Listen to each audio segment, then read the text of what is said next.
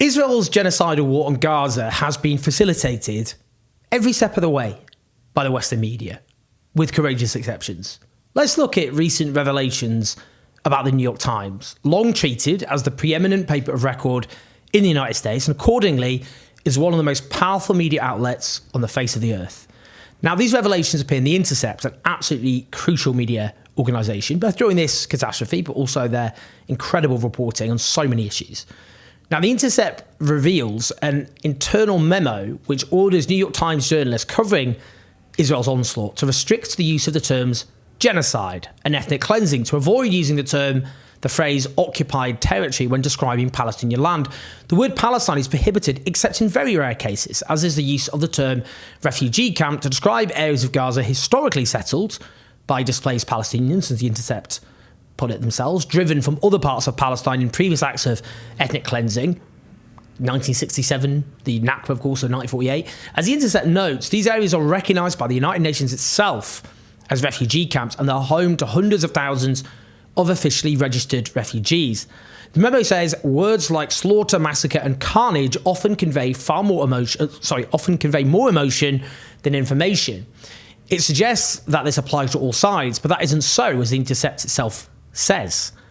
Despite the memo's framing as an effort to not employ incendiary language to describe killing on all sides, as The Intercept puts it, in the Times reporting on the Gaza war, such language has been used repeatedly to describe attacks against Israelis by Palestinians, and almost never in the case of Israel's large-scale killing of Palestinians.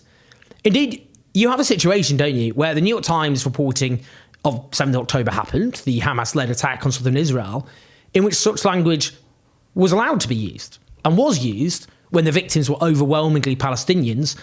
You then just changed the rules.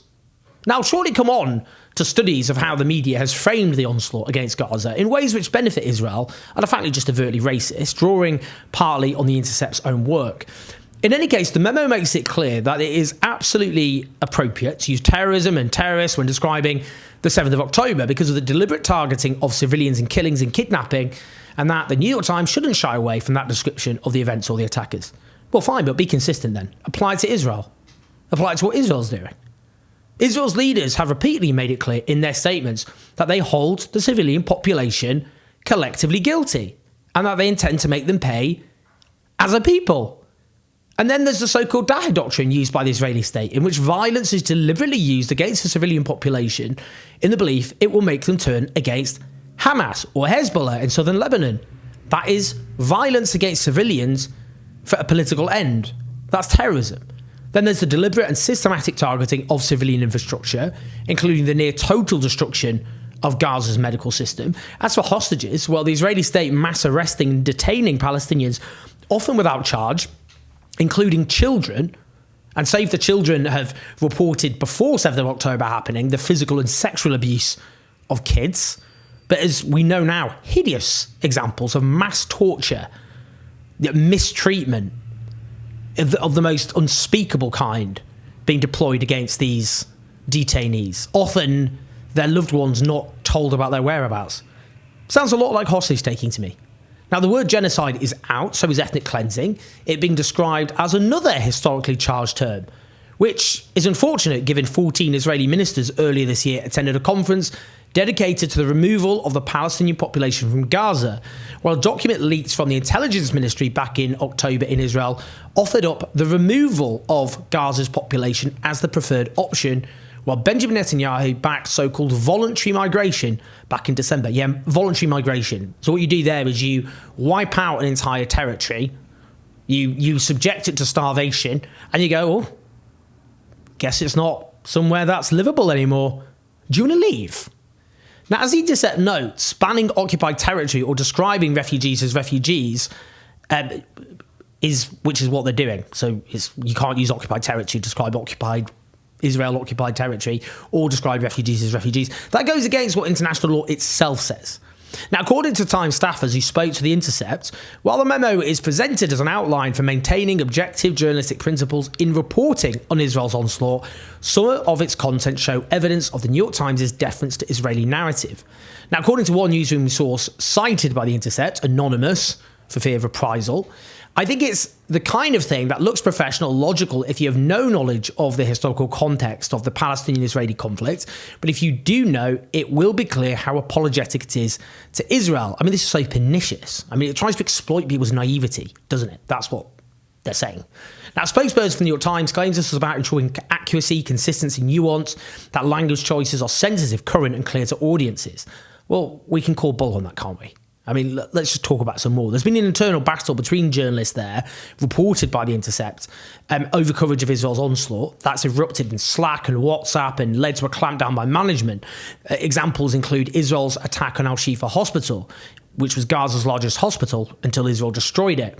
The Palestinian civilian death toll figures, allegations of genocidal conduct by Israel, and President Joe Biden repeatedly pushing unverified facts.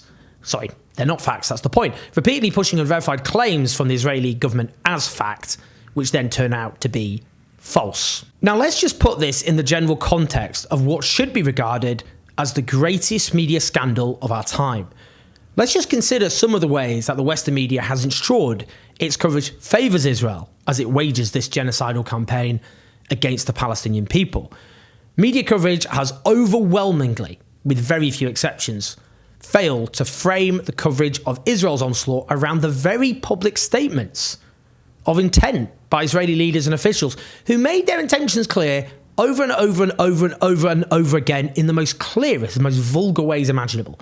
Like the Defence Minister, Yoav Gallant, declaring on 2 separate occasions from the start that he'd released all restrictions and all the restraints on Israeli soldiers, as well as ordering the total siege of all the essentials of life, like food, medicine, you name it, on the grounds that Israel's fighting human animals.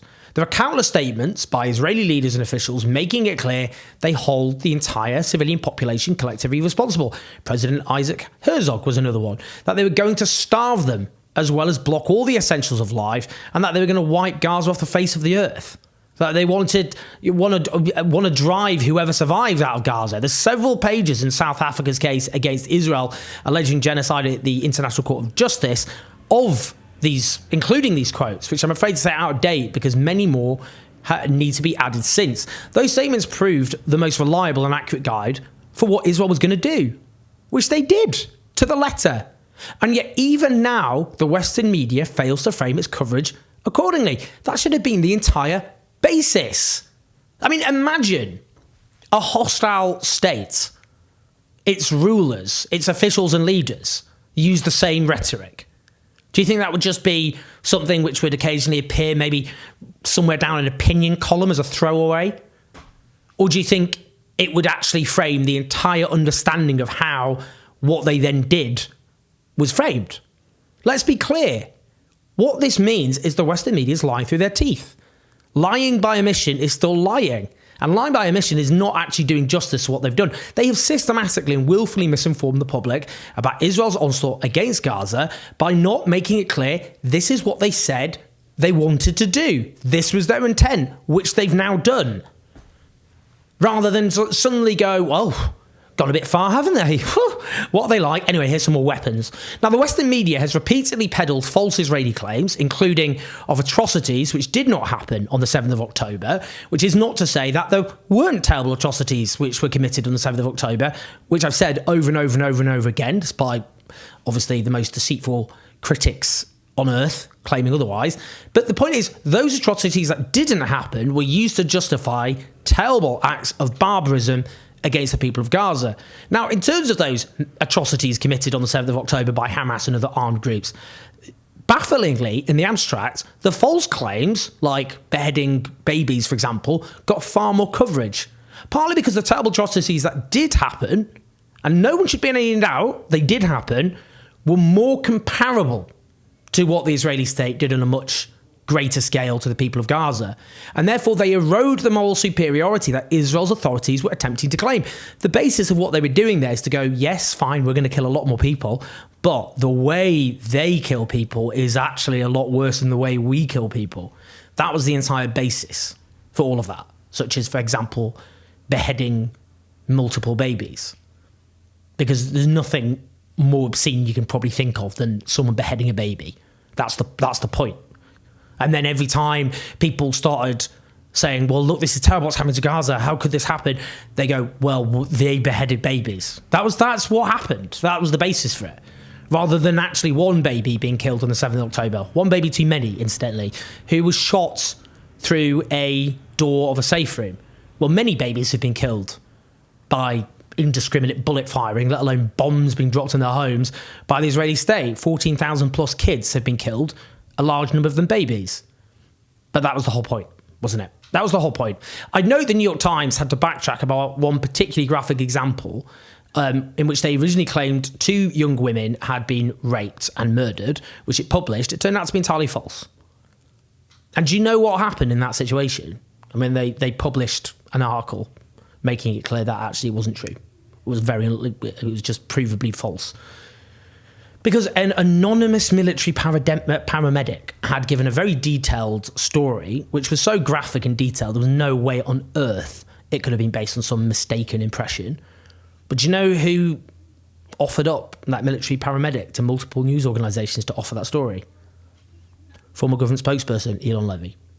Now, Western media outlets have ignored multiple examples of actual Israeli atrocities and allowed the Israeli state to get away with them by repeatedly platforming the Israeli state's dishonesty, deflection, muddying of the waters, propaganda in often the most vulgar way possible. As things stand, there's a horrendous failure to clearly establish that the Israeli state is very obviously intentionally manufacturing famine in Gaza. And in terms of their record and just lying through their teeth, there's so many obvious examples of how they've lied and lied and lied and lied. If you take famine and mention Elon Levy there, he essentially lost his job because David Cameron, the Foreign Secretary, Conservative Foreign Secretary of the United Kingdom, made it clear that Elon Levy's claims of aid getting into Gaza were false. Just went through how Israel was blocking them from getting into Gaza. But then there's multiple atrocities where Israel claims one thing and then later on, should have been known at the time, but then it's very clear that Israel was responsible. If Russia was doing that, and Russia does lie, its leaders, that is then factored into the coverage, isn't it? If a state lies so wantonly, as the Israeli state does, about the crimes it commits, that should be embedded in your journalistic understanding of their actions. But it isn't. And that is grotesque journalistic malpractice of a sort which is about life and death on a grand scale. Media coverage has dehumanised Palestinians, shown nothing but contempt for the value of Palestinian life. Indeed, The Intercept's previous analysis of the first few weeks of coverage by the US media outlets like the New York Times found that for every 2 Palestinian deaths, Palestinians were mentioned once, while for every Israeli death, Israelis were mentioned 8 times, a rate 16 times more per death than Palestinians. The analysis found highly emotive terms for killing civilians, like slaughter, massacre, and horrific, were almost exclusively used for Israelis killed by Palestinians, rather than the other way around. Another crucial piece of research by The Column found it was even worse on US cable news, looking again at the first period of the onslaught. The research found that an IDF spokesperson, Peter Lerner, was interviewed 44 times on CNN, MSNBC and Fox News in the course of 30 days and given free rein to mislead and distort with little to no pushback.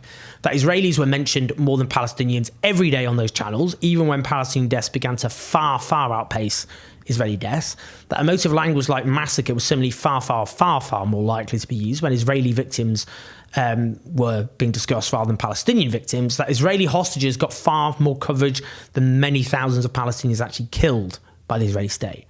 There isn't even the pretense here that Palestinian life has any kind of worth. The research on the BBC's coverage also showed, again, far more coverage for Israelis killed than Palestinians killed, as well as emotive language reserved for Israelis rather than Palestinians. Now, what we're discussing here is racism. It's not subtle racism, by the way. It's not the kind of way we're talking about racism where they push backing over. That's a misapplication. You can't just throw racism around willy-nilly. You're diluting its meaning. That's dangerous in itself. How could you have a more striking example of racism than this? There's no subtlety here about the lives of some and their deaths being treated as having far less significance than those of another group based on their ethnicity. But that's just the most raging form of racism imaginable, isn't it? You're literally saying we care infinitely more about the deaths and the lives of one group rather than another. which is just unapologetic, shameless racism. People don't like being called racist, do they? Of course they don't. Well, don't be a racist then. Don't have literally rampantly unapologetic racist coverage about a genocidal onslaught against a civilian population. How would these people be able to defend themselves? If that went through court, and I mean, because, for example, if they said, no, well, actually, how dare you? You go, what, do you think an Israeli civilian life and a Palestinian civilian life, do you think they have equal worth? How would they be able to justify that claim? If they said yes, they go, yes, of course I do. How would they be able to justify it, though? What evidence would they be able to provide if you just go through their coverage based on the statistics? They wouldn't be able to justify it. What would they be able to say in those circumstances? What would their defence be? I don't even know. I can't come up with a defence for them. I like inventing defences for people I oppose. I can't think of one. If you go through your own coverage in a media organisation and you find that there is far, far, far, far, far less interest and emphasis on the killing of one group of people than another based on their ethnic group, then what? You don't have a leg to stand on. This is racism. It's rampant racism in the service of a genocidal campaign. It doesn't get worse than that, guys. It doesn't get worse, does it? There's no pretense about impartiality. It's wanton, unapologetic bias dripping with racism, which has helped blind people about Israel's actual intentions with terrible murderous consequences, because that means less pressure put on the Western governments arming and supporting Israel to actually do something. This media coverage, I'm going to say it, it's killed people. This coverage has helped kill a lot of people, and it's going to keep killing a lot of people too. If the Western media had done its actual job in terms of what the media should do in these circumstances, this would all be over by now. They wouldn't have got away with it.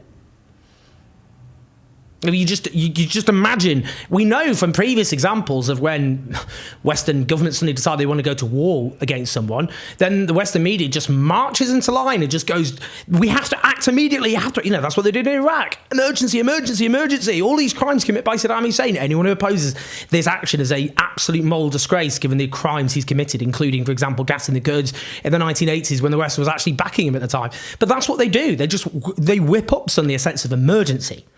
And it's wall-to-wall coverage about their terrible atrocities framed on the basis that this is a terrible, grotesque crime that must be stopped immediately.